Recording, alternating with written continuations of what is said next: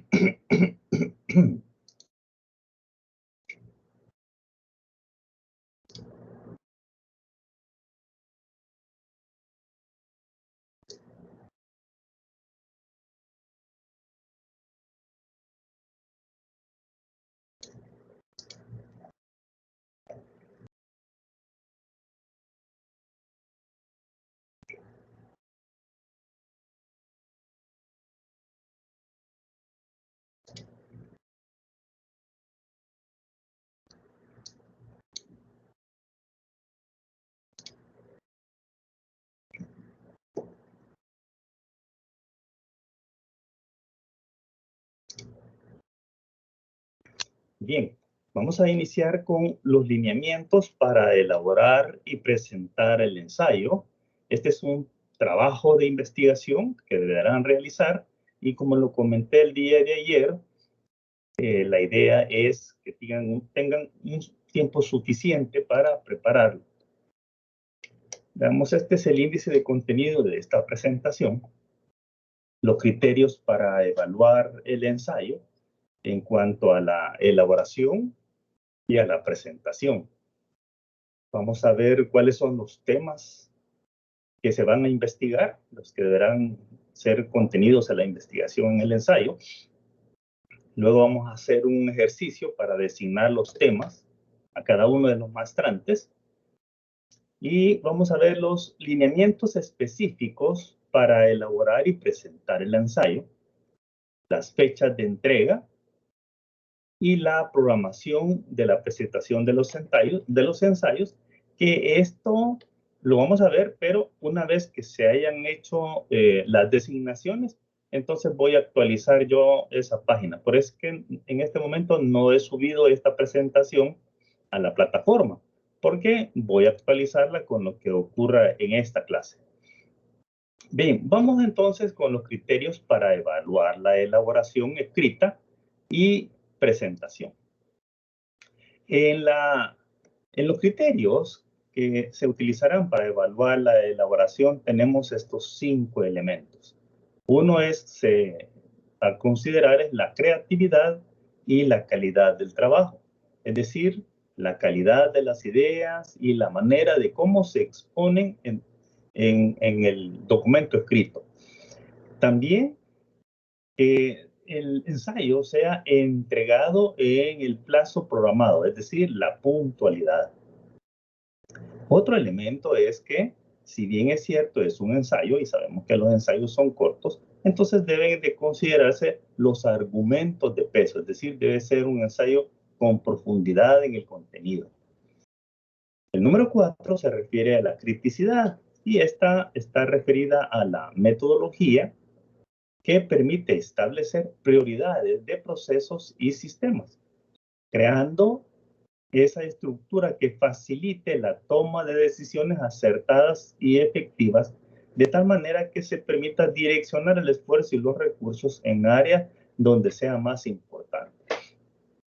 Obviamente hay temas que son bastante extensos, entonces debemos de buscar los aspectos fundamentales, los críticos. Y también el aporte del ensayo, que sea un material aprovechable por cualquier persona que desee aprender, que desee ampliar el conocimiento. De hecho, entonces, debe tratarse de que el receptor entienda y comprenda muy bien de qué se trata la temática que se ha investigado y que se va a presentar. Luego, en la presentación presencial, este sería el sábado 19, y entonces la importancia ahí es la claridad del planteamiento del tema. Que haya un dominio de la temática, lo que significa entonces que habrá que prepararse, ¿verdad?, para dominar el tema. También esa capacidad para presentar ideas principales. También las respuestas a las interrogantes que puedan surgir tanto de mi persona como de los compañeros de clase. Esto va a ser en la clase presencial. También el uso de la tecnología, es decir, puede haber ahí ingeniosidad, creatividad de cómo usar la tecnología para hacer la presentación. Y otro elemento es el respeto siempre frente a las ideas de los otros compañeros. Así que estos son los elementos para evaluar la presentación. ¿Cuáles son los temas de ensayo? Tenemos, vamos a ver, bueno, la presentación, ok, aquí vamos a hacer un cambio, porque yo recuerdo haber actualizado la presentación, en donde el número 1 es el costeo basado en actividades y costeo basado en tiempo y actividades es otro tema. Entonces aquí tenemos dos más. 1, el costeo basado en actividades y 2, costeo basado en tiempo y actividades. Entonces el 3 sería sistema de costeo por órdenes, el 4, sistema de costeo por procesos, el número 5, herramientas, costo, volumen, utilidad y la toma de decisiones. Y el número 6, grado de apalancamiento operativo. Entonces, lo que ocurre es que el tema 1 lo hice en 2 en razón a la incorporación de Francisco como parte del grupo. Entonces, por eso se hicieron 6 temas. Es decir, el primero se convirtió en 2. Entonces, aquí tenemos los maestrantes. Rafael, Antonio Bernales están colocados en orden alfabético. Entonces, por eso está Rafael primero. Vanessa Galdames, Omar Anthony Madrid, Francisco Moreno, Lilian Portillo de Bernal y Ernesto José Urroz. ¿Qué vamos a hacer? Fíjense. Aquí tengo yo donde anotar para después hacer los cambios. Lo que necesito es que en este momento, como solo tenemos a Ernesto y a Anthony, entonces Anthony, que tú en el orden alfabético, selecciones en el lado izquierdo, tienes las letras. Tú selecciona al azar una letra y estas letras están relacionadas directamente con cada uno de los temas. Significa que tú vas a seleccionar el tema y automáticamente también el orden en que harás la presentación.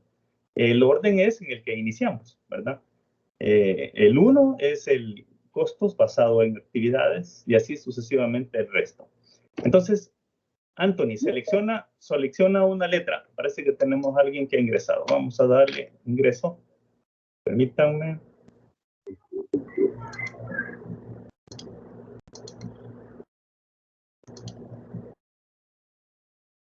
Porque no sé si está adentro.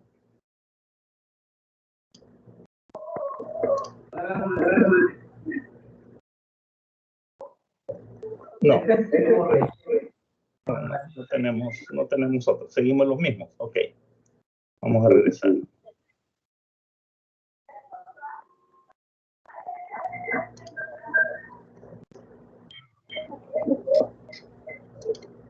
Vamos a regresar otra vez entonces a la presentación.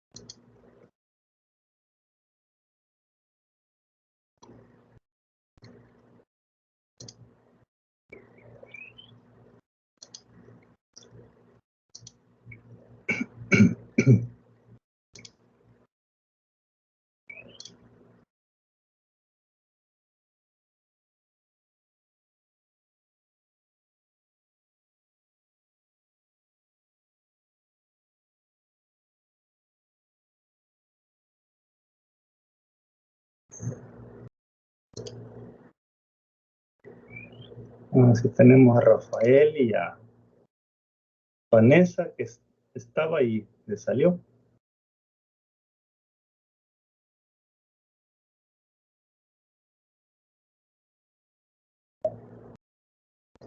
Bien, bienvenido, Rafael. Llegaste a tiempo. A ver. Buenos días, Lick. Buenos días. Ok, aquí está Vanessa también, ahorita. Bien, solo va a faltar tu esposa, Rafa. Tú la vas a representar. Sí, ya se va a conectar. Estábamos en este momento en la fase de seleccionar los temas y cada quien va a seleccionar su tema. Entonces, vamos a conectarnos ahí con la presentación.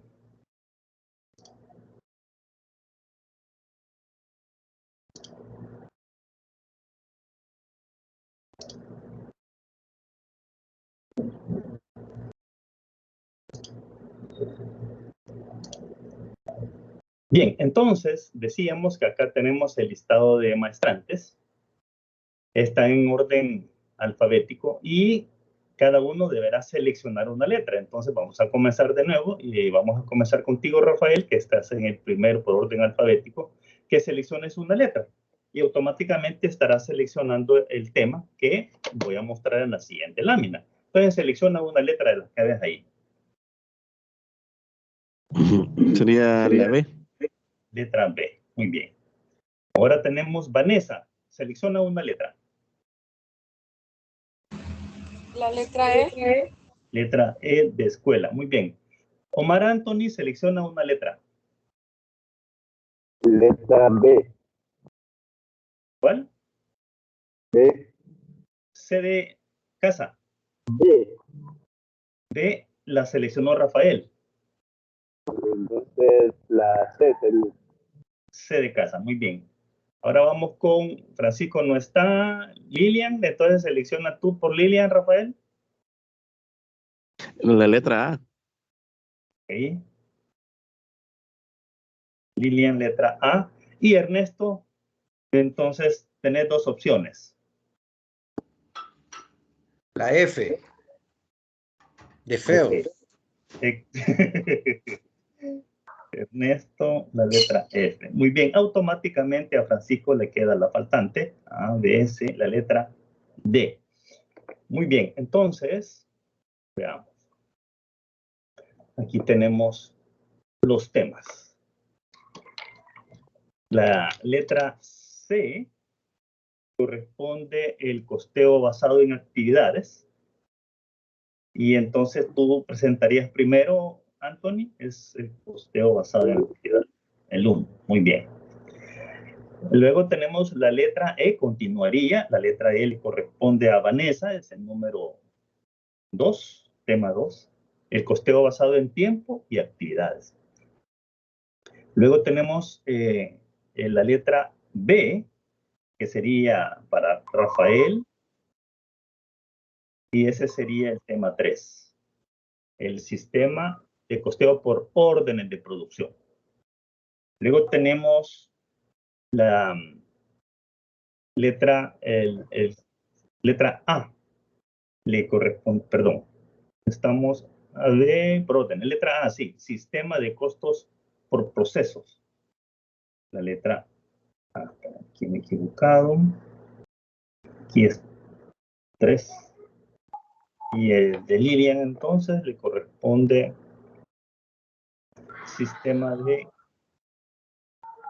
Vamos a ver. Sistema de costos por procesos, ¿verdad? El número 4. Y luego tenemos el tema 5, que es la letra D. Vamos a ver si no me he equivocado.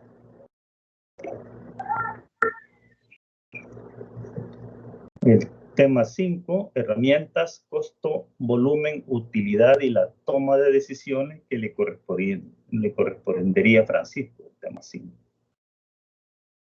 Y, ¿sí? Y Ernesto, es la F, toca el 6, va de último Ernesto. Es el grado de apalancamiento operativo. Entonces, sí, 1, 2, 3, 4, 5. Vamos a repasar. Entonces, el 1 le toca el C, costeo basado en actividades. El 2 le corresponde a Vanessa, que es el tema costeo basado en tiempo y actividades. El número 3 le corresponde al sistema de costeo por órdenes, que entonces le toca a Rafael, ¿verdad? Y el 4 le toca a Lilian, que es el sistema de costeo por procesos. Y entonces luego la letra D, que es el 5, le toca a Francisco. Y el 6, el último grado de apalancamiento operativo. Ok. Luego que yo hago estos cambios en esta presentación, voy a subirla. Y justamente aquí están los números asignados a cada tema. Y aquí vamos a colocárselos. Bien, ¿cuáles son los lineamientos? Ok, el documento debe tener una portada, un índice, una introducción, desarrollo del tema, una conclusión, debe ser propia del maestrante, los anexos, debe tener anexos, eso facilita el aprendizaje, y también debe tener referencias bibliográficas.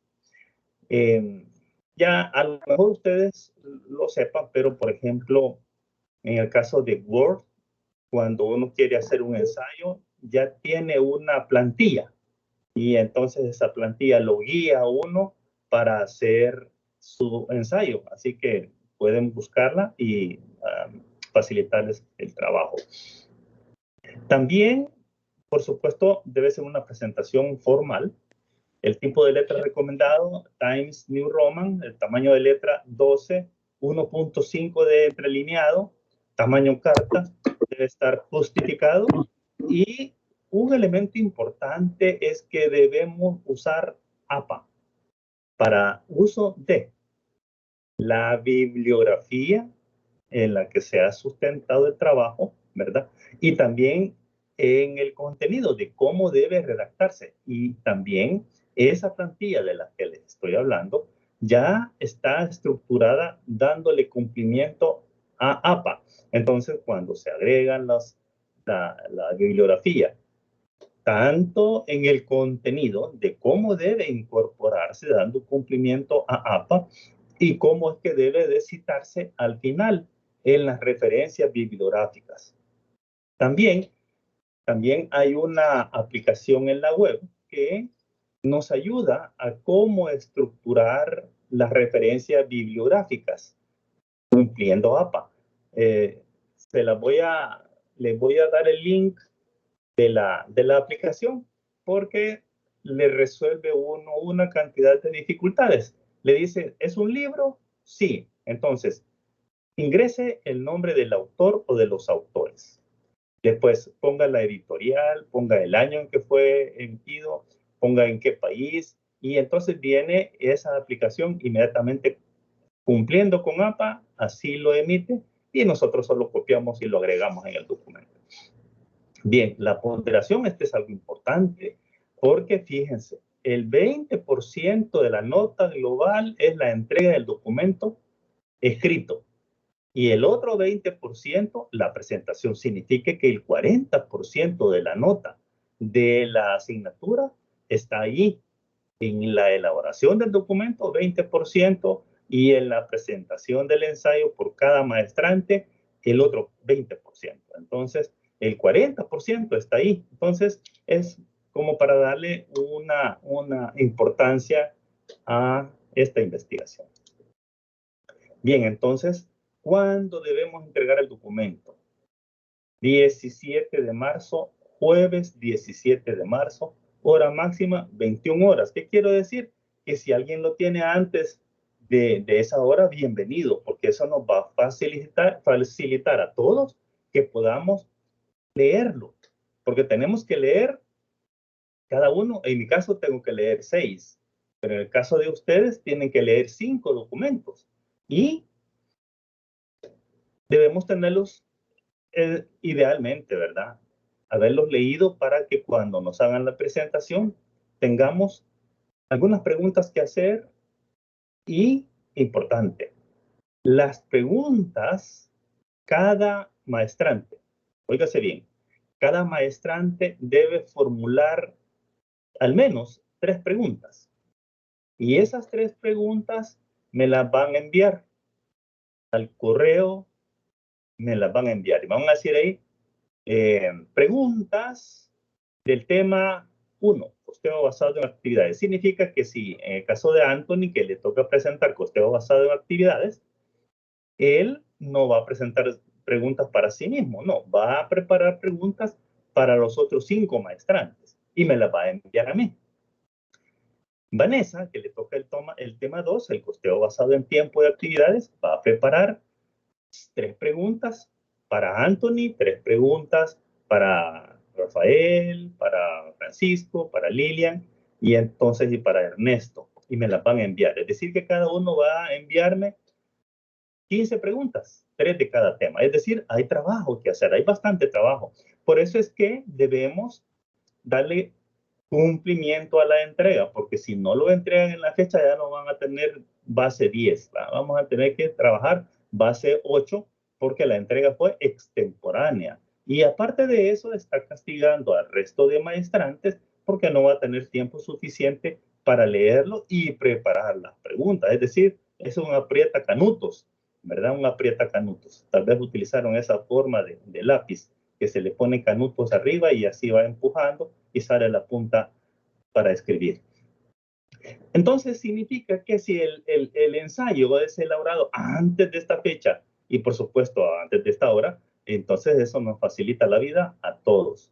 Pero hora máxima 21 horas. Ok. La presentación es el sábado 19, es decir, que todo el sábado en la tarde de este día vamos a pasárnosla divertido, porque eso se trata, que nos divirtamos, porque así vamos a aprender, ¿verdad? En donde no haya tensión, en donde no haya estrés y que eso nos facilite el aprendizaje. Cuando el estrés está de por medio, el aprendizaje se dificulta un poco. Entonces hay que estar relajados, tranquilos y así vamos a aprender más. Entonces, acá voy a colocar yo los nombres de cada uno de ustedes, según el sorteo, la selección, no es sorteo, ¿va? Según la selección de cada uno de los temas, y voy a subir entonces esto a la plataforma. Muy bien, si hay preguntas en este momento, pues podemos hacerlo. ¿Preguntas? Sí, yo tengo una pregunta. ¿Cómo no? Se entrega también, es entregable la presentación que se va a ocupar. Ah, no, es virtual, es en medio digital. Ah, ok, no, pero la presentación, si se va a ocupar un Canva, si se va a ocupar un Sí. PowerPoint, se le va a entregar esa presentación. Sí, porque a mí me va a ayudar. Ah, es que me falta algo. A mí me va a ayudar para calificar. Déjenme mostrarles algo más. Gracias, Ernesto, gracias a ti. Esto me va a llevar nada más un par de minutos, lo que voy a mostrarles.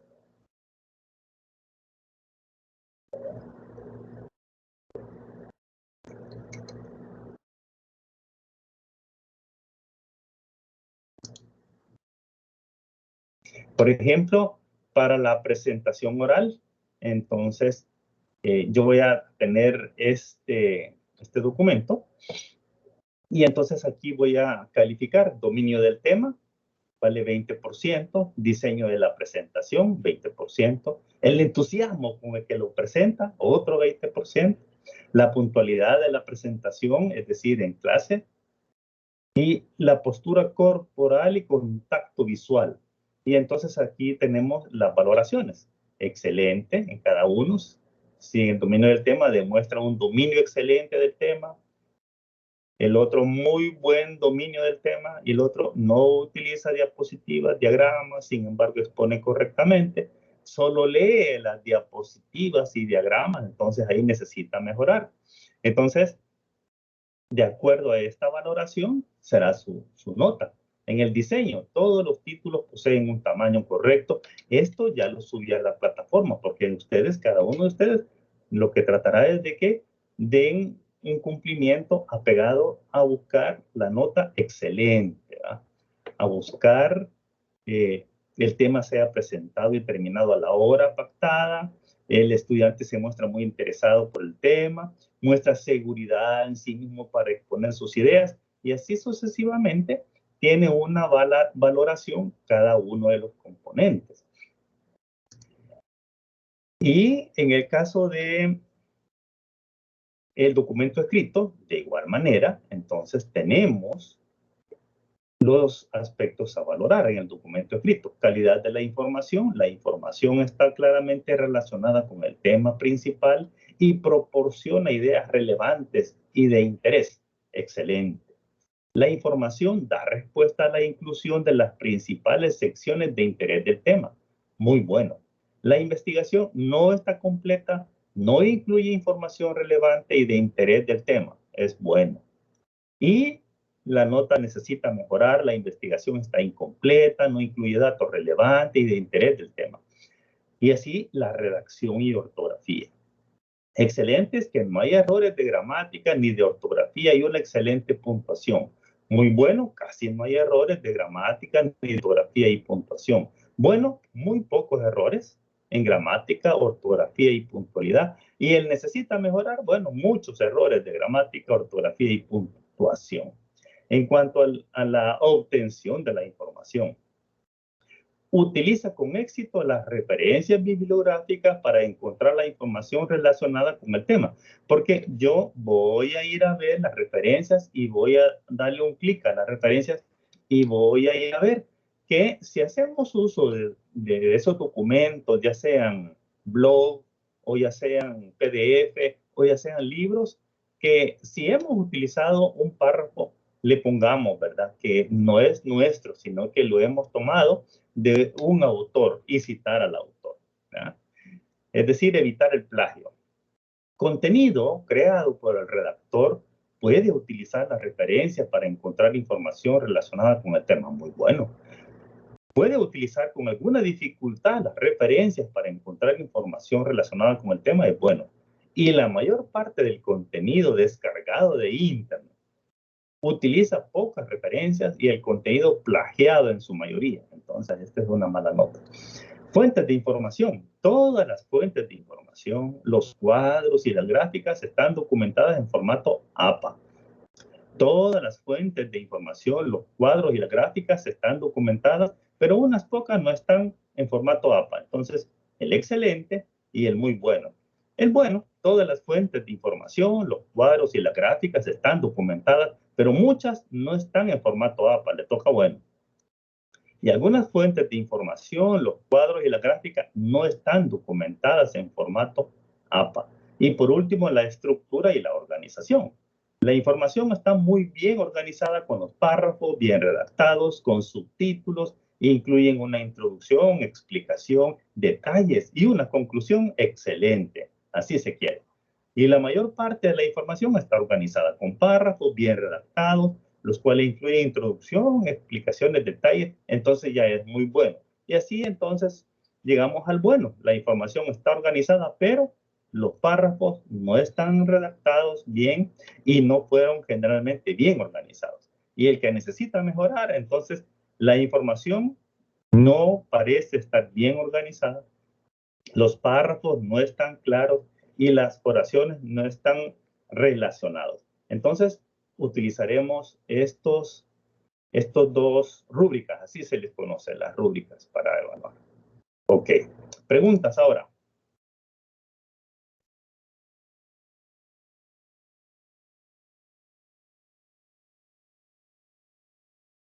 ¿Tenemos preguntas?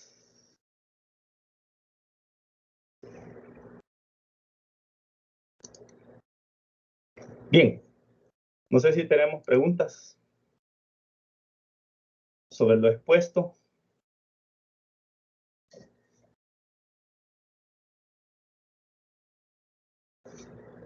¿No hay preguntas, jóvenes? No, Lico. Ok, ok. Entonces, listo. Si no hay preguntas sobre el ensayo, es para que empecemos a hacer la investigación y con suficiente tiempo para que no nos agarre con la carrera, el corre-corre, y ya no nos permita hacer un trabajo de calidad. Ok, listo. Pasamos entonces ahora a otro tema la agenda de este día.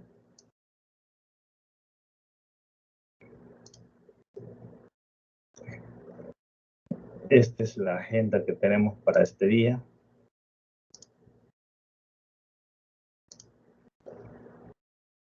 Domingo. Entonces ya vimos los lineamientos para elaborar y presentar el ensayo.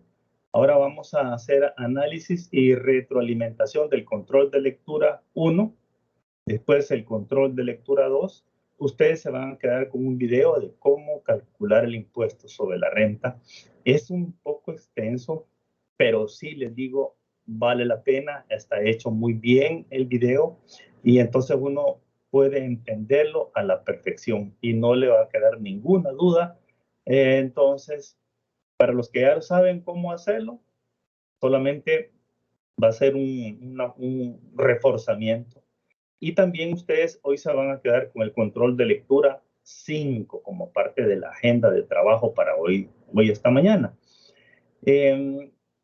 Comentaba al inicio que en razón a que tenía incluido en la agenda a analizar y retroalimentar el control de lectura 3, pero solamente los esposos Bernal lo hicieron. Entonces no lo incluí y voy a prorrogar para que lo hagamos todos los que faltan y lo voy a prorrogar para el martes también. Entonces vamos a tener los controles 3, 4 y 5, todos finalizan el martes. No lo dejen todo para el último día, vayan haciéndolos en este tramo que tenemos de esta mañana. Mi recomendación es hagamos, si está pendiente el 3, hagámoslo, el 4 y el 5 que les queda hoy. Tenemos el laboratorio 1 y el laboratorio 2 también.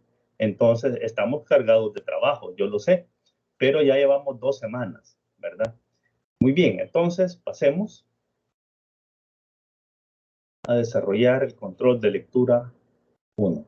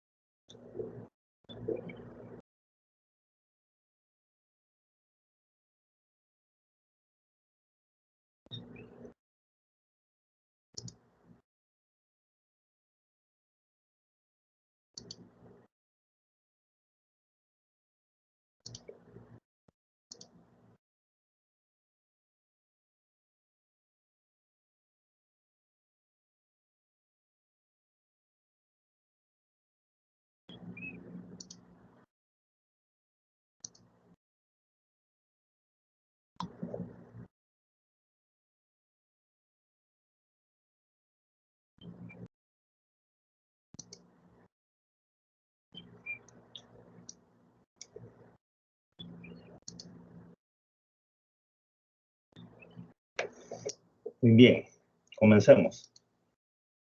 Análisis y retroalimentación del control de lectura 1 fue finalmente esta última vez que lo publiqué, lo hicieron 4 de ustedes. Aquí tenemos los 4 que lo hicieron. Entonces, Vanessa es la que mejor salió, tiene un 83% de precisión, es decir, 8.3. En total, este es un total promediado de la precisión, 74%. Lilian tiene 78%, 7.8 de nota. Anthony tiene 83%, 8.3. Y puede surgir, y Rafael tiene 50% de precisión. El sistema hace la colocación de las posiciones de acuerdo al tiempo en que demoraron en hacerlo. Significa que, por ejemplo, Lilian tardó menos tiempo y por eso la pone arriba de Omar. Pero Omar se tardó un poquito más, pero tuvo mayor precisión. Bien, en el caso de Rafael tiene 50% de nota, tiene 5, pero salió mejor en la evaluación anterior, 67%. Entonces, en tu nota te voy a dejar la mayor nota. Entonces, te vas a quedar con 67%. Gracias. Ok. Vamos entonces con la retroalimentación de este material. Solo espérenme. Voy a acomodar acá.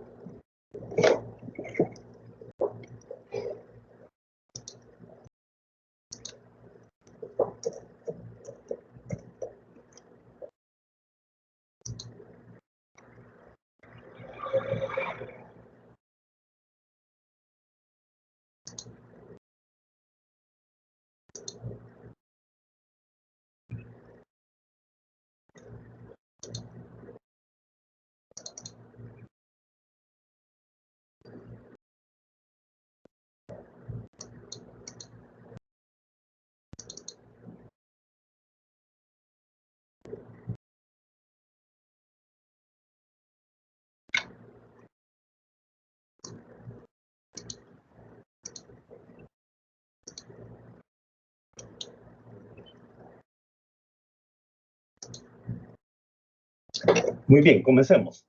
Dice la pregunta, ¿es el proceso de incorporación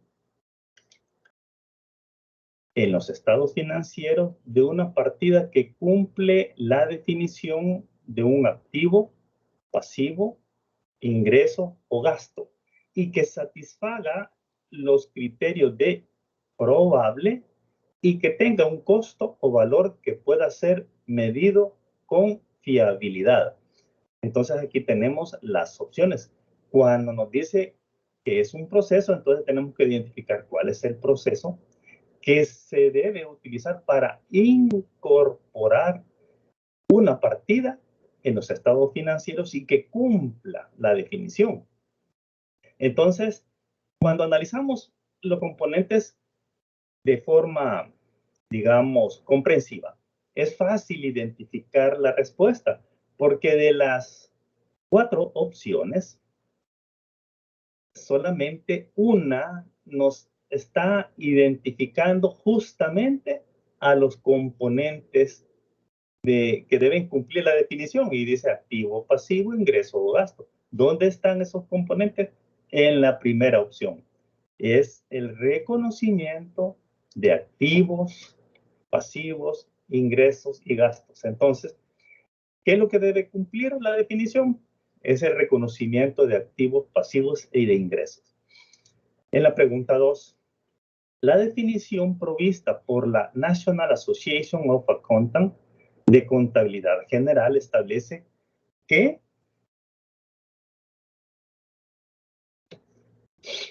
se refiere a 6 procesos. Es decir, esta definición nos dice que contabilidad gerencial encierra, contiene 6 procesos. Entonces, uno de los procesos se refiere a la medición. Y nos preguntan en qué consiste el proceso de medición. Entonces, de las 4 opciones. Veamos. También es sencillo de identificar porque un sinónimo de medición es cuantificar. Y si ustedes se fijan de las 4 opciones, solo uno habla de cuantificación y es la segunda opción. Vean, dice la cuantificación que incluye estimación de las transacciones comerciales u otros hechos económicos que se han causado o que pueden causarse.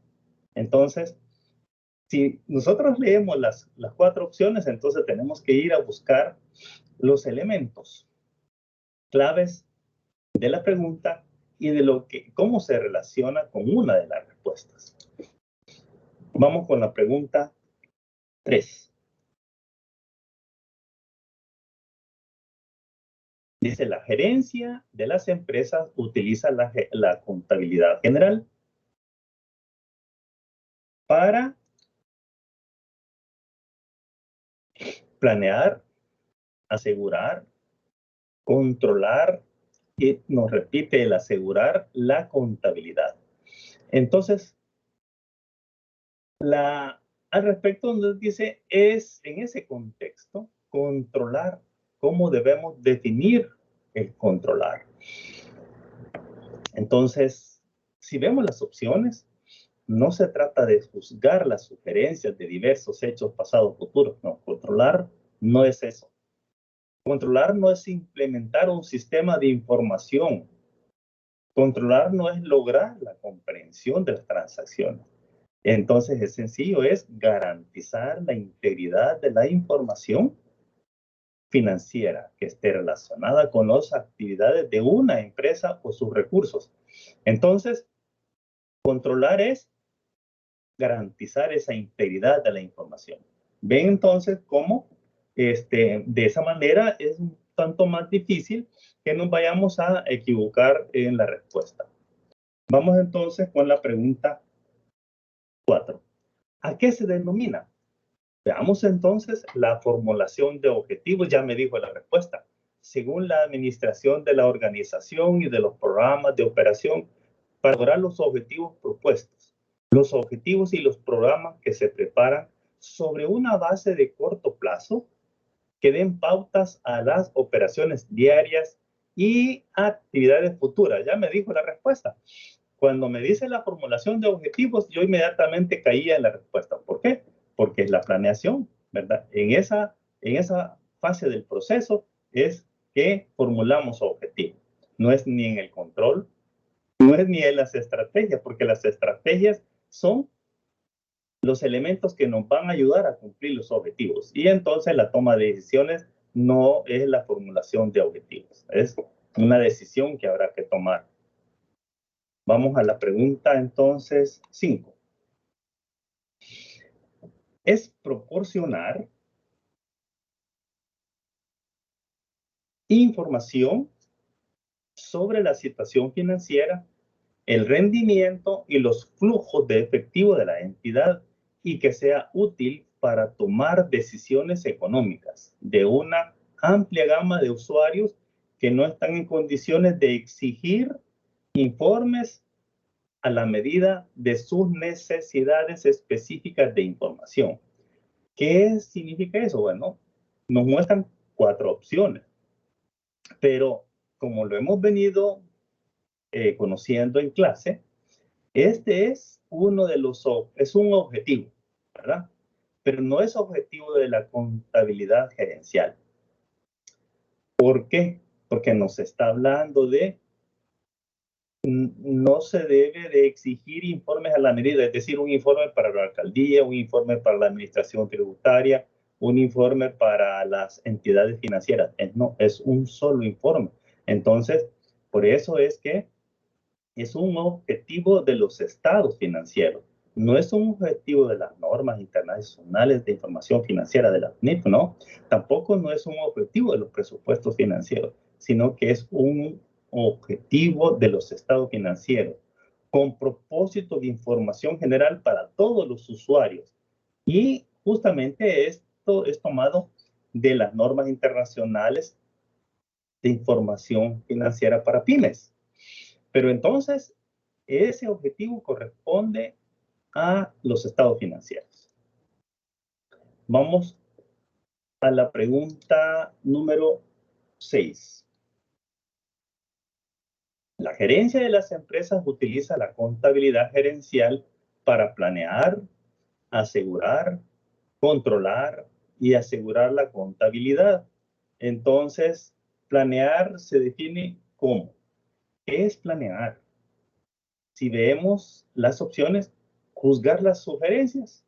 No, no es. No se trata de planear de juzgar sugerencias de diversos hechos pasados y futuros. No, la desechamos. Planear es implementar el sistema de información lo más cerca posible a responsabilidades de la empresa y que contribuya a la medición efectiva. Tampoco, no es.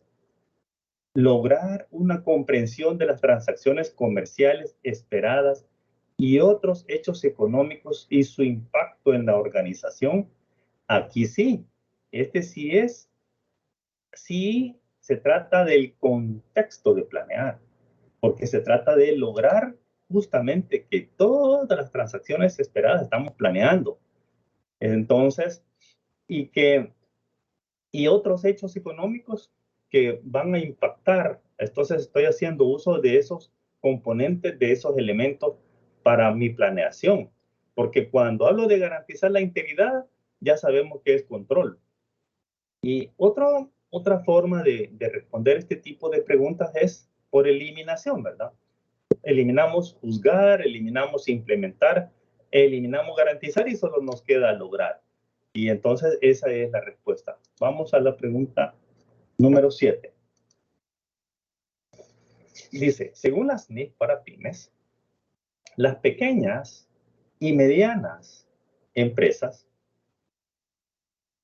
las pequeñas, aquí ya automáticamente me da la respuesta, son empresas que no tienen obligación pública de rendir cuentas y que están entonces obligadas a publicar esos estados financieros con propósito de información general para los usuarios externos. Significa entonces que un estado financiero es el mismo para todos. Acá he incluido esta ampliación de la temática.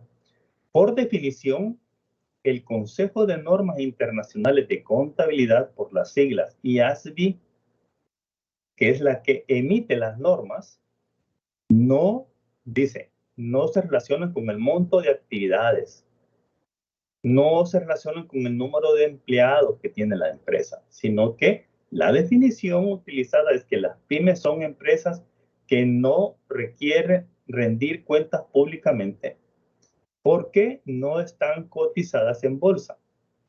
El que no esté cotizada en bolsa es porque no ha emitido títulos de patrimonio ni títulos de deuda en la bolsa. Cuando hacen la emisión de títulos de deuda y de patrimonio, entonces están obligados a rendir cuentas. Y eso significa publicar sus estados financieros para propósito general. Y eso es en los periódicos de mayor circulación. ¿Cuáles son los usuarios externos? Socios o accionistas, instituciones de control, en nuestro caso, las superintendencias del sistema financiero, las instituciones financieras y los proveedores. Esos son los usuarios interesados y por eso es que se publican en los periódicos de mayor circulación. Vamos ahora a la pregunta número 8. ¿A qué se denomina los pasos específicos emprendidos por la gerencia de la empresa para asegurar el logro de los objetivos de la empresa y el uso efectivo y eficiente de los recursos? Veamos las opciones. Dice la pregunta, pasos. ¿Para qué? Para asegurar el logro de los objetivos. Ya me dijo la respuesta. De las 4 opciones, no son las estrategias, no es la planeación, no es la toma de decisión, no es más que el control. Vamos a la pregunta 9. La pregunta 9 nos dice, de nuevo, está tocando la definición provista por la National Association of Accountants y está hablando de estos 6 procesos y ahora se refiere al proceso de preparación e interpretación y nos preguntan en qué consiste ese proceso. Preparar e interpretar. Entonces, veamos las opciones. La coordinación de la contabilización o la planeación de los datos presentados en forma lógica para que satisfagan a una necesidad de información y en caso de que sean apropiadas, que incluyen conclusiones obtenidas de estos datos. Ya no voy a continuar porque esa es la respuesta, porque me está diciendo de preparación e interpretación. Y aquí tenemos la coordinada contabilización, preparación. La presentación de los datos, ese es de la información financiera. Y que satisfaga necesidad de información, eso es interpretación. Entonces, lo demás no se refiere a este proceso, ¿verdad? No es a la cuantificación, no es al enfoque ordenado y coherente para el registro y clasificación apropiada de las transacciones, porque aquí solo se está refiriendo a la fase de ese registro y clasificación. Y mientras que la primera opción está referida a la coordinación de la contabilización y planeación de los datos.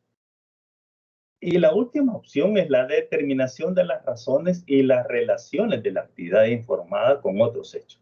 Entonces, tampoco. Vamos a la pregunta número 10. La pregunta 10 dice, ¿a qué se denomina?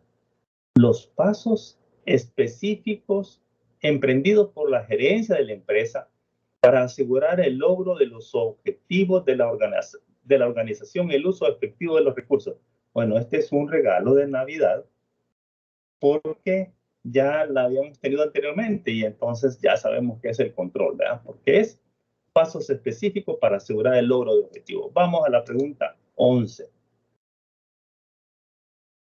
La pregunta 11 nos dice la definición, de nuevo, de la provista por la National Association of Accountants. Son 6 procesos los que encierran. Aquí nos está hablando del proceso análisis.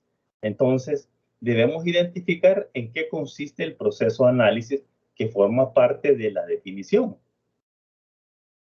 No se refiere a la presentación de la información, eso no es análisis. El reconocimiento y evaluación de las transacciones comerciales y otros hechos económicos, ese no es un proceso de análisis. El enfoque ordenado y coherente para el registro tampoco es análisis, nos queda la última. La determinación de las razones, ahí sí, cuando determinamos las razones y de hechos informados y de las circunstancias del carácter económico, entonces sí necesitamos hacer un proceso de análisis. Entonces, esa es justamente la respuesta. Vamos a la pregunta 12. Principales instrumentos de patrimonio. Pregunta, entonces se nos es fácil responder porque hoy hemos conocido cuáles son los instrumentos de patrimonio. Certificados de inversión es un instrumento de deuda. Cédulas hipotecarias es un instrumento de deuda. Entonces, las acciones ordinarias, ese sí es un instrumento de patrimonio. Y las acciones preferentes también es un instrumento de patrimonio. Recuerden que las acciones pueden ser ordinarias o preferentes. Las preferentes son las que los accionistas tienen garantizado el 6% de su inversión al final del año como utilidad.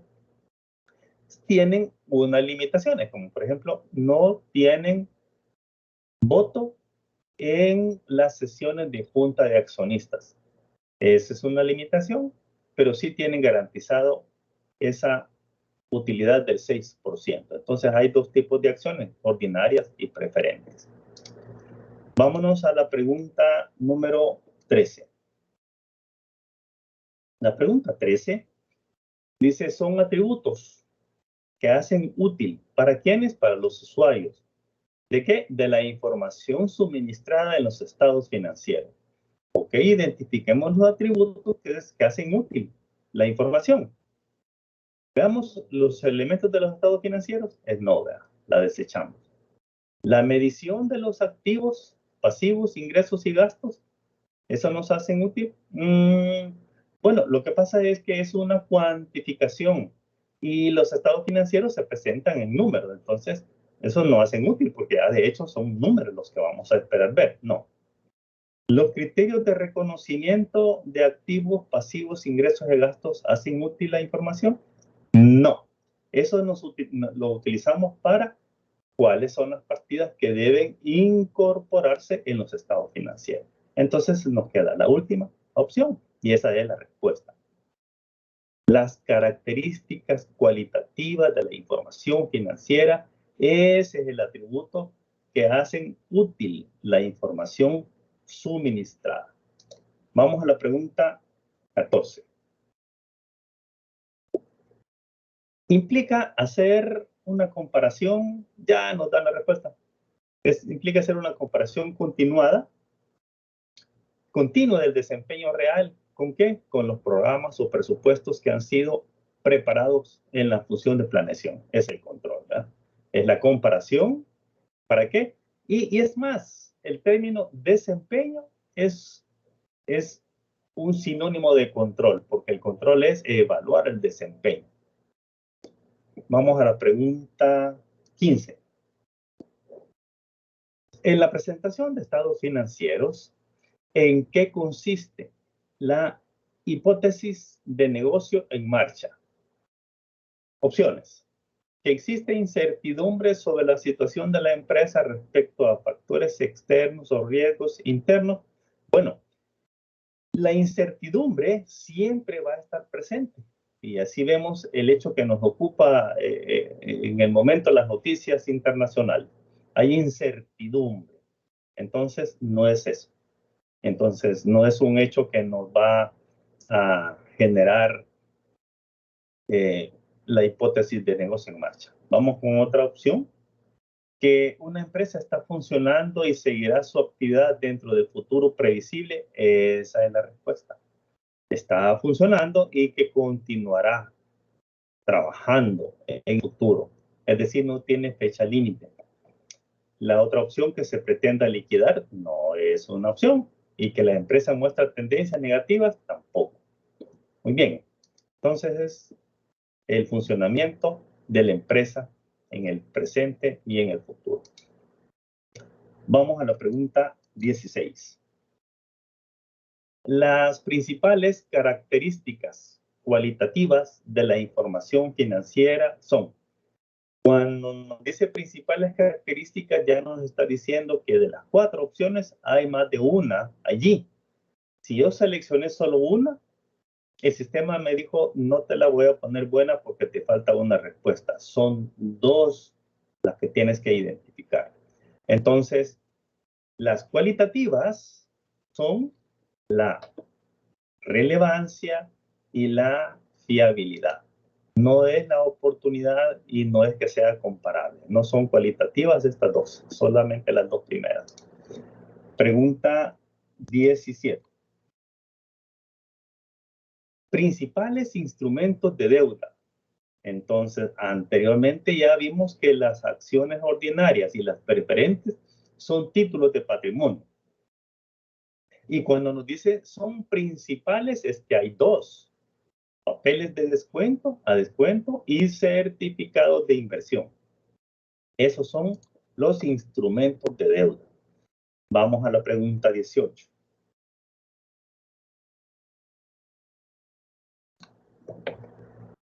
La empresa elaborará sus estados financieros, excepto el estado de flujo de efectivo, utilizando la base contable de acumular o devengo. La pregunta es, ¿qué es el devengo?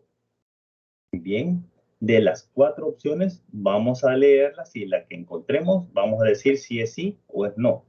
Devengo significa que si se adquiere o se vende un bien o servicio hoy y el pago no se hace contra la entrega material, sino que se cobra o paga posteriormente. Y se deberá registrar la transacción en la contabilidad en la fecha que paguemos o en la fecha que se cobre. Es no, es todo lo contrario. Opción 2. Implica que una transacción se debe registrar contablemente en la fecha que se genera, independientemente si fue pagado o cobrado posteriormente. Esa es una respuesta correcta. Es decir, debemos registrar contablemente en la fecha que se registra, en que se genera la transacción. Ya sea si lo vamos a pagar o cobrar posteriormente, pero vamos a registrar que hoy se generó la transacción, hoy registramos. Y entonces lo vamos a registrar ¿qué? En cuenta por pagar o cuenta por pagar o por cobrar. Pero se debe registrar la transacción. Veamos si hay más. Significa que todos los ingresos de la empresa se reconocen cuando hay un recibo real del efectivo y todos los gastos se reconocen cuando realmente se pagan. No es cierto, porque debemos mantener, si no lo pagamos, si no recibimos ese dinero, debemos mantenerlo en cuenta por cobrar o por pagar. Entonces, esa opción no es. Y la última, es un derecho contraído aún no cobrada, es una adquisición que es adquirida que aún no ha sido abonada, es correcto. Entonces, tenemos dos respuestas correctas. Es un derecho, el devengo, es un derecho contraído que no ha sido cobrado, cuentas por cobrar. Es una adquisición adquirida que no ha sido abonada, no ha sido pagada, cuentas por pagar. Devengo. Entonces, lo que nos dice es que todos los estados financieros, excepto el estado de flujo de efectivo, utiliza la base contable de acumular o devengo. ¿Por qué? Porque si ustedes recordarán en lo que hemos visto en las clases anteriores, el estado de flujo de efectivo solamente se refiere a efectivo. Entradas y salidas de efectivo. Significa que si lo hemos dejado en cuenta por pagar y cuenta por cobrar, no se toma en cuenta para el estado de flujo de efectivo. Bien. Aquí finalizamos el control de lectura 1. Yo sé que es cansado, pero voy a preguntar si desean que hagamos un descanso o que continuemos. Ustedes me dirán si por cuál opción se inclinan, si continuamos o si nos detenemos.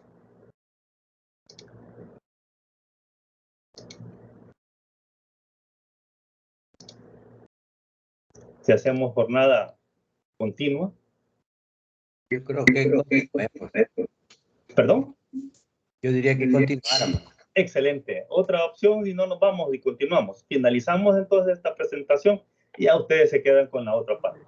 Muy bien. Qué bueno que te has quedado, Ernesto, porque te va a facilitar los futuros exámenes. Ok. Sí, muchas gracias. Vamos con la otra presentación. Este es el control de lectura 2. Estos son los resultados. Resultados sustancialmente mejorados. Un 89% de precisión. Vanessa, te felicito, tenés 95, casi el 10, 9.5 de nota. Rafael tiene 91%, 9.1 de nota. Anthony tiene 86, 8.6 de nota. Y Lilian tiene 8.2, 82%. Pero en el anterior Lilian había sacado 86. Así que a Lilian le vamos a dejar la nota anterior porque es superior. ¿Verdad? Entonces vamos a dejar la nota superior, la nota mayor. Ok, vamos entonces con la presentación de este.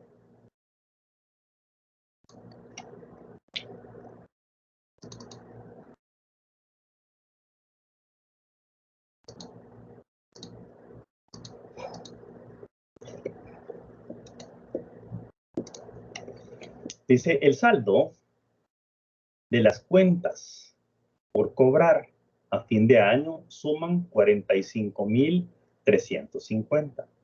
Y las ventas registradas son 195,625. Al respecto, el porcentaje de las ventas anuales pendientes de ser liquidadas por los clientes es, acá, para poder responder, teníamos que hacer uso de la fórmula. Y la fórmula es sencilla, solo había que dividir 45,350 entre los 195,625 y ahí entonces obteníamos la respuesta. Y al obtener la respuesta, no teníamos que seleccionar las que son incorrectas, ¿verdad? Si seleccionamos al azar, el error de obtención es fácil de equivocarnos. También es importante ver de que es 23.2% y no 0.23%. Este es otro porcentaje. Así es que esta es la respuesta. Únicamente había que hacer el cálculo de esa manera. Vamos a la pregunta 2. La utilización está restringida y no puede ser intercambiado o utilizado para cancelar un pasivo por un periodo mínimo de 12 meses siguientes a la fecha de presentación. A la fecha de presentación del estado financiero, a eso se refiere. Entonces, cuando yo busco las opciones, entonces me es fácil identificar. Activo corriente no es, porque ese es para un año. Y aquí me dice que no se puede intercambiar. Y ya sabemos que el activo corriente sí, en un periodo de un año. Luego tenemos las otras opciones, pasivo en corriente o pasivo corriente. Entonces la respuesta es pasivo no corriente. ¿Verdad?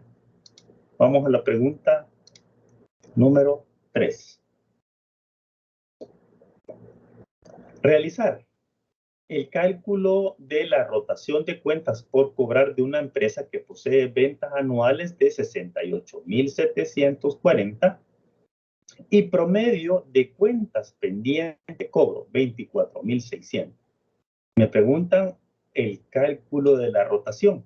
Para hacerlo de igual manera necesito hacer uso de una fórmula y la fórmula es sencilla, en donde voy a dividir los 68,740 que son las ventas anuales y lo divido entre el promedio de las cuentas pendientes de cobro.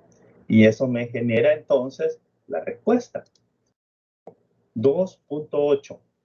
Eso es 2.8 veces que los saldos de clientes rotan durante el año. Pregunta 4. La empresa espera realizarlo o tiene la intención de venderlo o consumirlo en su ciclo normal de operación. Un ciclo normal de operación se refiere a un año. Entonces es fácilmente encontrar la respuesta. Es el activo corriente. Ese tenemos intención de venderlo. Ahí están los inventarios, ¿verdad? Y están incluso las inversiones temporales también. Vamos a la pregunta número 5. La utilización no restringida. La utilización es no restringida y puede ser intercambiado o utilizado para cancelar un pasivo por un periodo mínimo de 12 meses siguientes a la fecha de presentación. Cuando nos dice que puede ser intercambiado o utilizado es porque si es efectivo, vamos a utilizar para pagar deuda. A eso se refiere. Entonces, ese es el equivalente al efectivo. Pregunta número 6.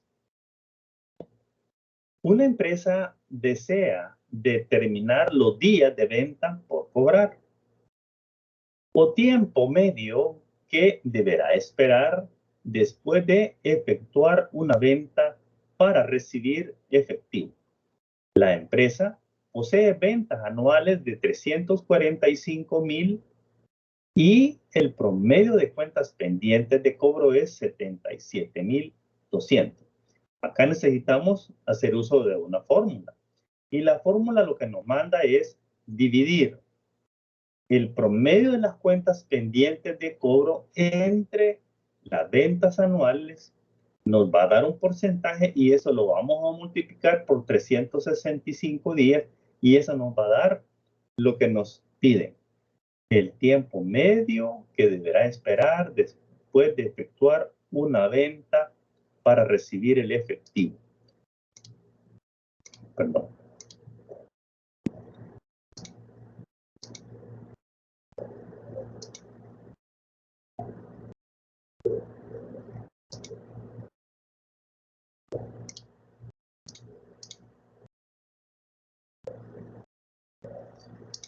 Entonces, 77,200 entre 345,200 nos da 22.4%. Y eso lo multiplicamos por el número de días y eso nos genera la respuesta, 81.6 días. Vámonos a la pregunta 7. Es el estado financiero que presenta los activos, pasivos y patrimonios de una entidad en una fecha específica al final del periodo sobre el que se informa. Regalada, ¿verdad? Hoy con todo lo que hemos estado viendo, entonces ya sabemos que es el estado de situación financiera. Pregunta 8. Una empresa inicia el año con 2,000 unidades de producto en inventario, con un costo de $20. En el mes de febrero, vende 400 unidades. En marzo, hace 2 compras, una de 800 a un costo de $30 y la otra a 400 a un costo de 40. En abril, vende 1,800 unidades. ¿A cuánto asciende el total de las unidades y el costo de estas al cierre del mes de abril si utiliza el método FIFO? FIFO es primeras entradas, first inside, y FO, que es último en salir. Esas son las siglas en inglés. Entonces, para hacerlo, aquí nos obliga a hacer un cuadrito. Y este cuadro lo que nos muestra es las fechas de las transacciones, la descripción, las unidades compradas o vendidas, a qué costo. Y luego establecer el costo de inventario y el costo de venta. Entonces acá nos están preguntando que determinemos a cuál es el total de las unidades al cierre de mes de abril y el valor. Entonces, comenzamos con el saldo inicial, que fueron 2,000 a 20, son 40,000. Vendemos 400 unidades y entonces son 400 unidades a 20, son 8,000, este es el costo de venta, 8,000. 400 a 20, 8,000. Luego tenemos el saldo, 2,000 menos 400, 1,600. Total, después de la cierre de febrero, 32,000. En marzo compramos 800 a 30, 24,000. Compramos 400 a 40, 16,000. Hicimos una venta de 1,800. Entonces, esta venta tenemos que hacerla primero. Vender el saldo que nos quedó, es decir, 1,600 unidades a 20. Aquí tenemos que eso nos cuesta 32. Y las otras 200 hay que venderlas a 30, que es primera entrada, primero en salir. Agotamos esta compra, seguimos con esta compra. Y entonces el nuevo saldo son 1,000 unidades a 34,000. Pregunta 9.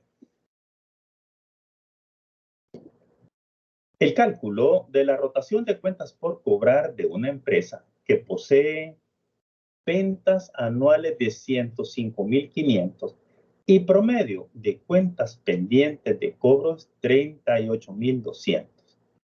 Entonces, hay que buscar la rotación.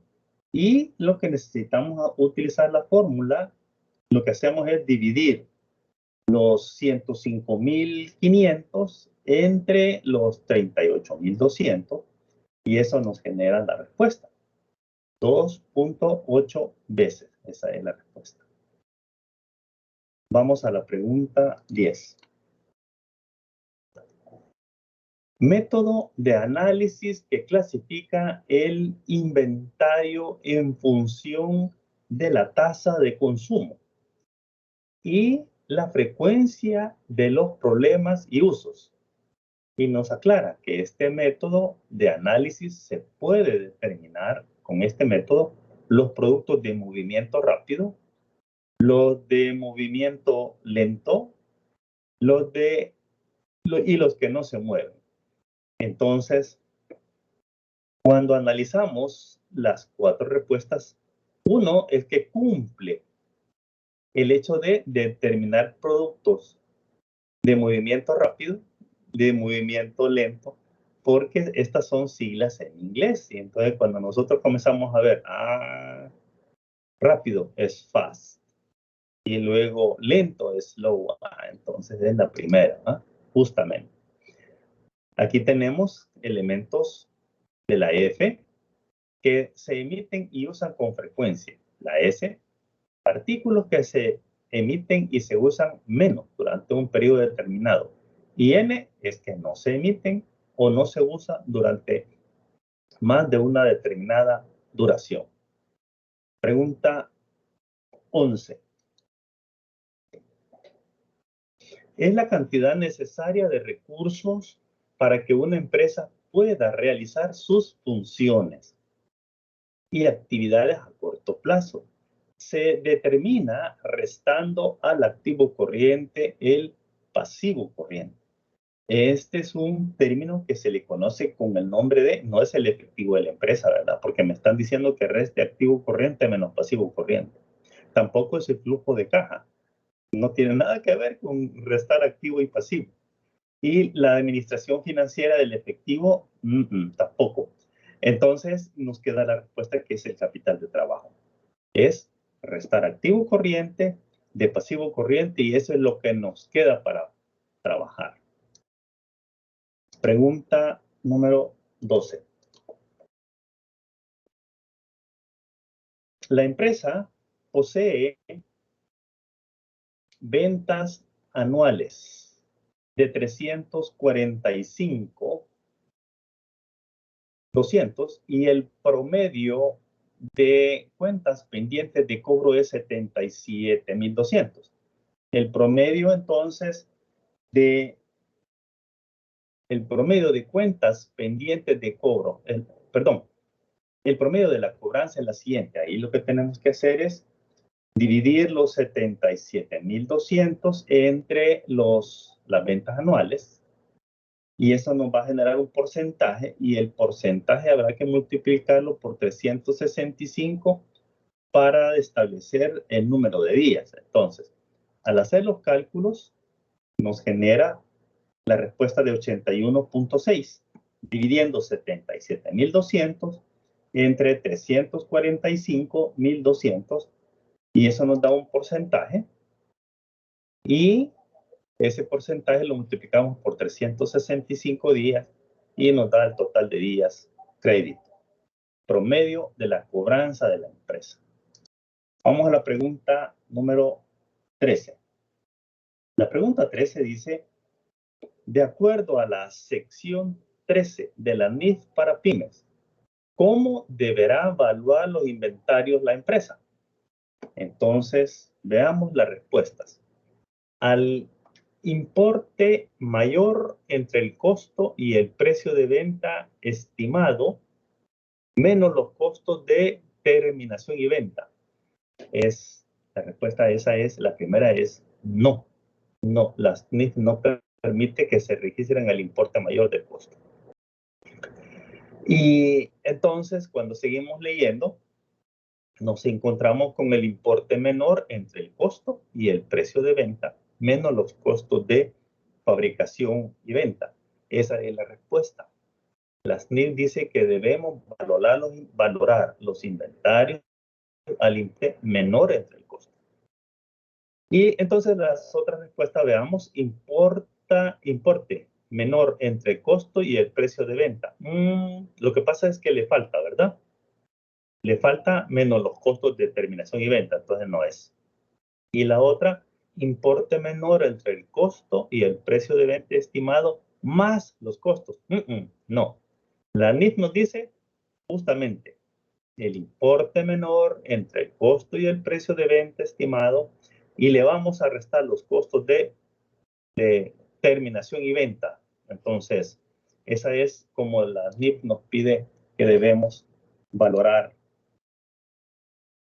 los inventarios. Pregunta 14. El estado de resultados de una empresa muestra 80,000 en costos de ventas y el estado de situación financiera al 2019, es decir, el año próximo pasado, refleja inventario final de 10,000. Y el estado de situación financiera al cierre del año 2020 indica un inventario de 15,000. Y nos están pidiendo que determinemos el índice de rotación de inventario. Entonces, lo que vamos a hacer es, los 80,000 es el costo de ventas en el estado de resultados, los 80,000 Esto lo vamos a dividir entre los, vamos a ver, veamos, los 80,000 entre los 12,500, pero vamos a ver, aquí tengo una duda sobre esto. Déjenme revisarlo y luego les digo, porque aquí lo tenemos entre 12,500 y entonces aquí no me calza con estos datos. Bueno, a menos que aquí tenemos inventario final. Ah, pues sí, está bien, porque tenemos inventario final 10,000 y el inventario final 15,000, tenemos 25,000 y necesitamos obtener el promedio de los inventarios.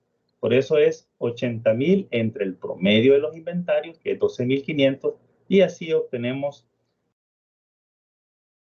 6.4 veces. Vamos entonces a la pregunta número 15.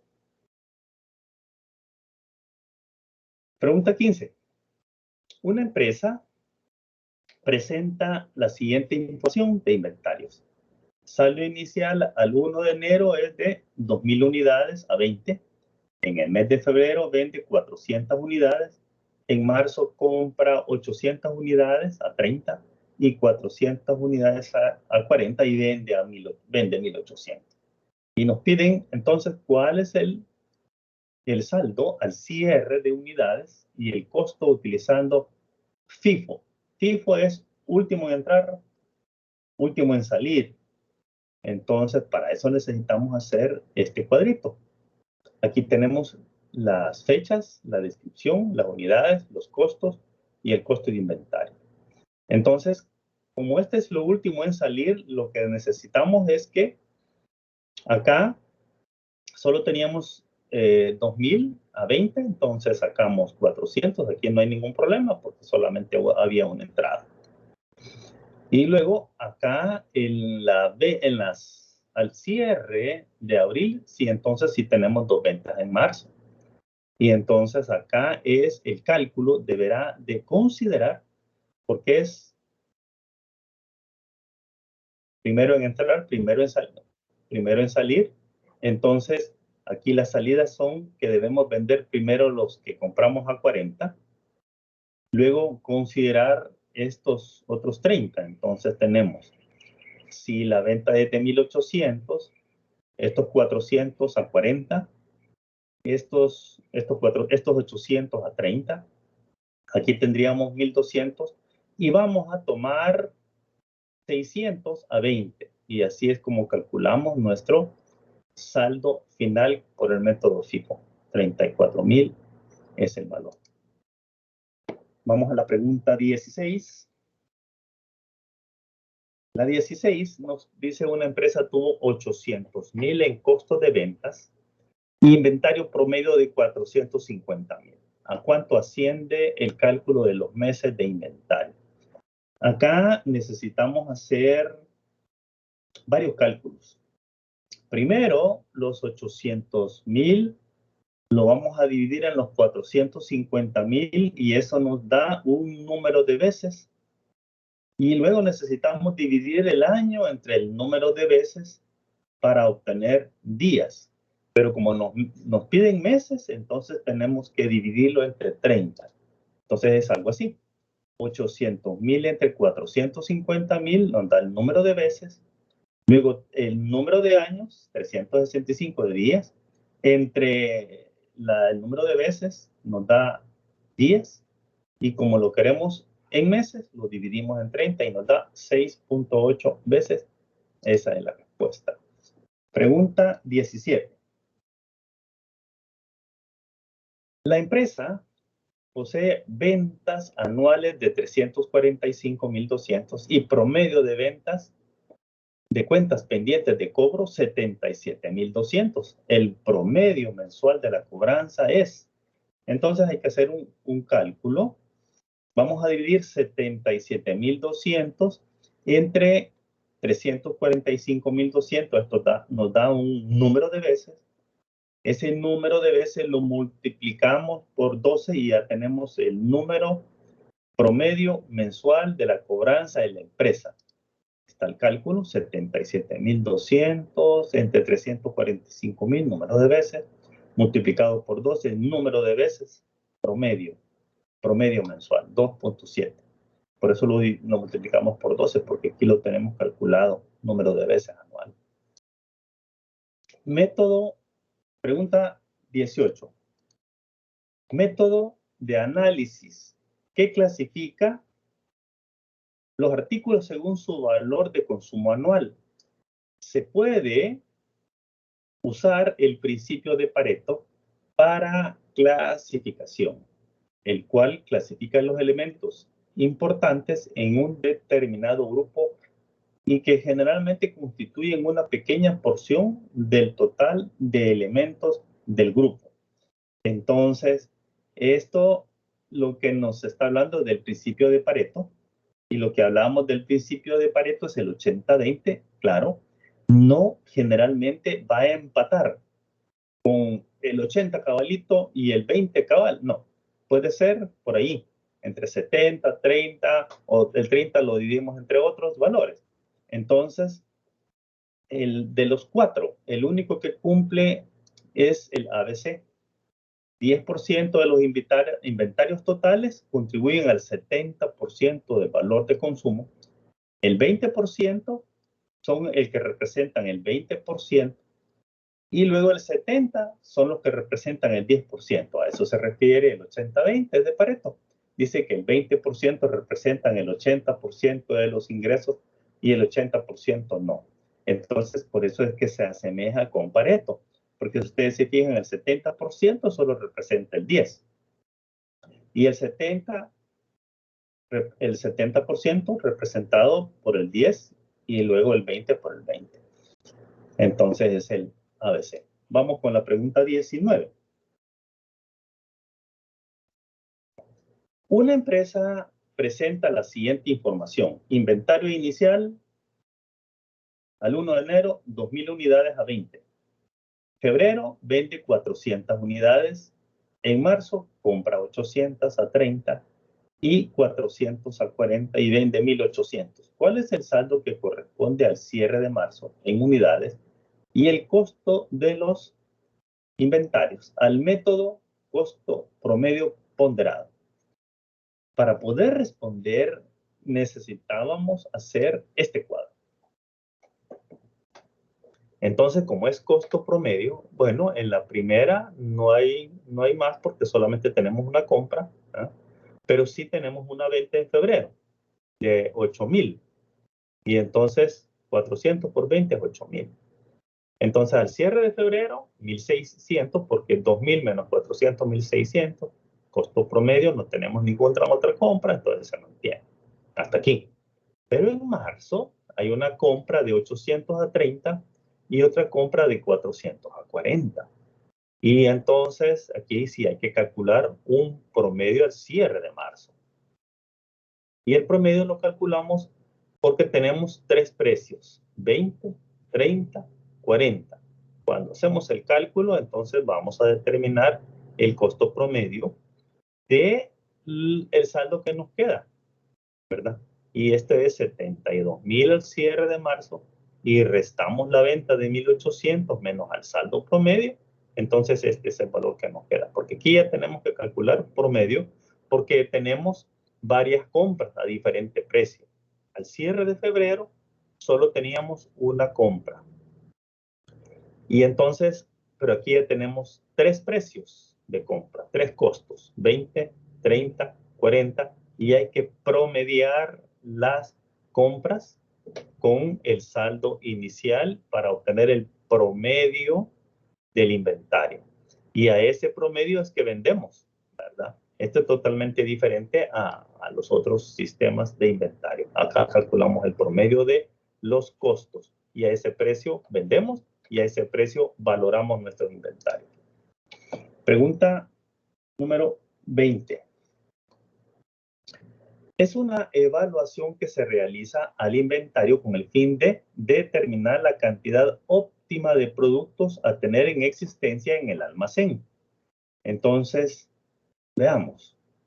Nos dice, evaluación que se realiza al inventario con el fin de determinar la cantidad óptima de productos a tener en existencia. El sistema Just in Time, justo a tiempo, aquí se refiere a que tengamos la provisión justo a tiempo de los inventarios. Y entonces a través de este sistema se determina cuánto es necesario pedir y volver al inventario mínimo que se desea tener.